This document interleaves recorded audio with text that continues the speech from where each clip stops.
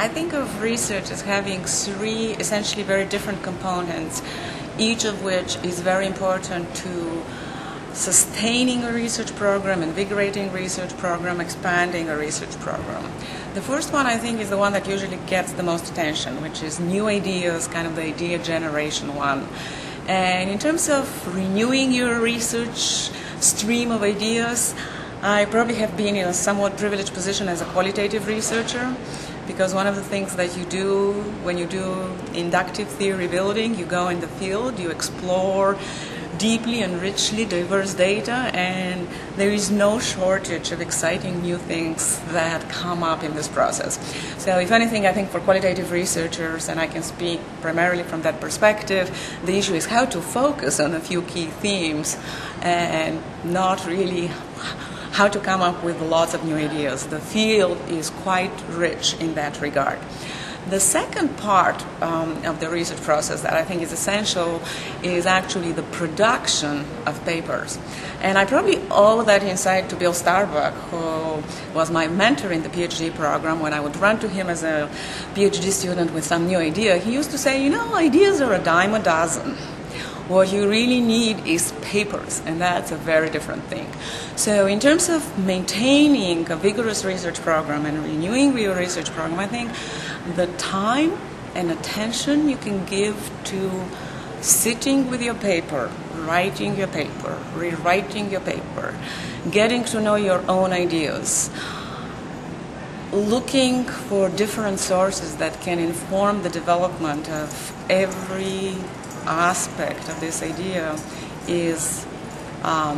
as important, and in my experience more important than actually the idea generation stage. So one of the comments I made in the little essay I wrote on publishing theory when you're new to the game was on the issue of crafting and how important it is to craft the ideas into a publishable paper, and that happens in the production stage. So when I talk about paper production, I think time and attention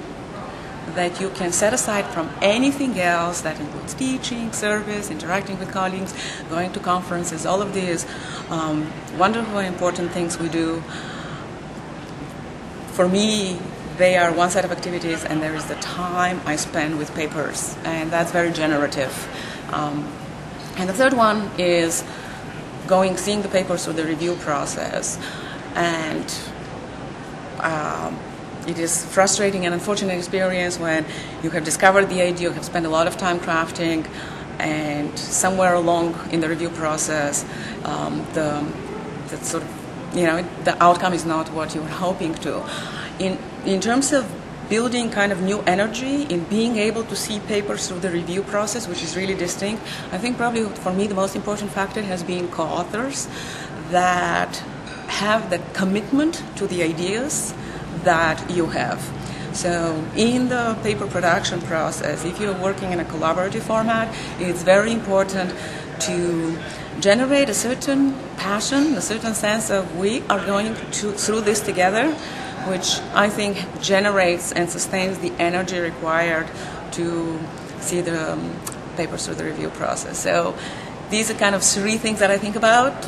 when I think about where is my research program and what I'm going to do next. And the core pieces in each are kind of being exposed to diverse cues which I get in the field, having time and attention, quiet time and attention to spend with the paper and with the ideas, and building the co-author commitment, yours and of your friends and co-authors, to see the papers through the review process.